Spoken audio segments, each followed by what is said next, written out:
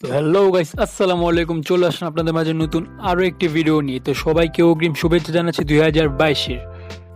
তো আজকের ভিডিও হচ্ছে এমন টাইপের 2022-এর স্পেশাল ফটো এডিটিং। তো এমন টাইপের ফটো এডিটিং করার জন্য আমাদের কিছু ব্যাকগ্রাউন্ড অ্যান্ড পিএনজি প্রয়োজন। তো এই পিএনজি আমি ডাউনলোডিং ভিডিও ডিসক্রিপশন দিয়েছি, ওখান থেকে আপনারা ডাউনলোড করে নেবেন পুরো ফুল ভিডিওটি দেখে। তারপর তাই বেশি দেরি না করে সরাসরি চলে যাই মোবাইলের স্ক্রিনে। আর মোবাইলের স্ক্রিনে যাওয়ার আগে যারা এখন চ্যানেলটি সাবস্ক্রাইব করেননি, সাবস্ক্রাইব করে নিন আর পাশে থাকা বেল আইকনটি অন করতে একেবারে ভুলবেন না। তো চলেন সরাসরি চলে যাই আমাদের মূল ভিডিওতে। তো আমাদের এমন টাইপের ফটো এডিটিং করার জন্য আমাদের ফার্স্টে প্রয়োজন হলো ফটো ব্যাকগ্রাউন্ড চেঞ্জ করা।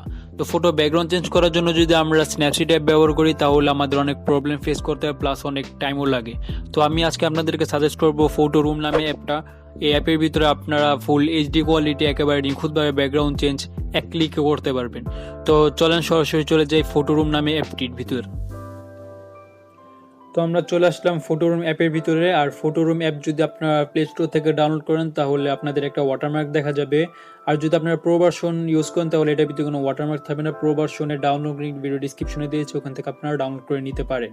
তো অ্যাপে আসার পর ফার্স্টে আমাদের নিচে যেই স্টার্ট ফ্রম ফটোর অপশনটা আছে সেই অপশনের ফার্স্টে আমরা ক্লিক করে দিব।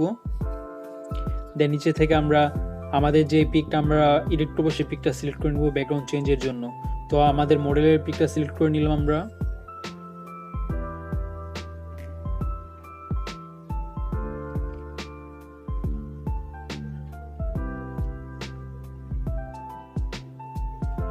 ডান।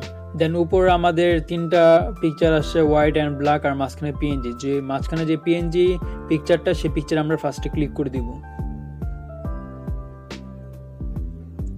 ক্লিক করার পর নিচে দুটো অপশন আছে, একটা হলো ব্যাকগ্রাউন্ড, একটা হলো পার্সন। তো একেবারে নিচে ব্যাকগ্রাউন্ড নামে যে অপশনটা সেই অপশন আমরা ক্লিক করে দিব।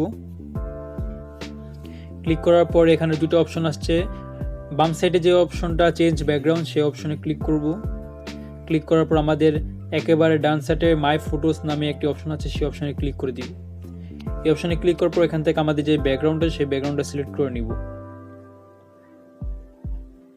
ডান, সিলেক্ট করে নিলাম। একেবারে নিখুঁতভাবে আমাদের ব্যাকগ্রাউন্ড চেঞ্জ হয়ে গেছে, প্লাস ব্যাকগ্রাউন্ড অ্যাডও হয়ে গেছে।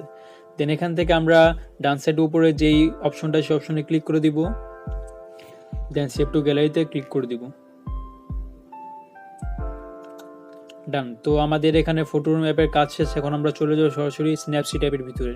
তো চলেন আমরা চলে যাই স্ন্যাপসিড অ্যাপের ভিতরে। স্ন্যাপসিড অ্যাপে আসার পর আমরা নিচে দুটো অপশন দেখতে পাচ্ছি। এখান থেকে ডান সাইডের নিচে যে অপশনটা টুলস নামে সেই অপশনে ক্লিক করব।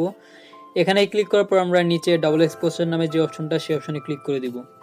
এই অপশনে ক্লিক করার পর নিচে ফটো অ্যাড করার মতো একটি অপশন দেখা যাচ্ছে, সেখানে ক্লিক করে দিব। দেন আমরা এখানে গ্যালারিতে চলে যাব। গ্যালারিতে এসে আমাদের এখানে 2022 সালের যে পিএনজিটা সেই পিএনজিটা আমরা অ্যাড করে নিব।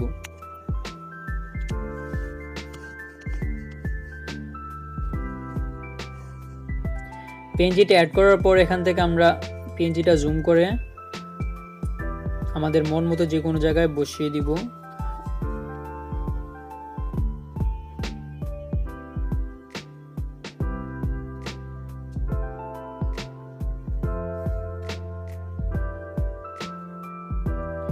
ডান।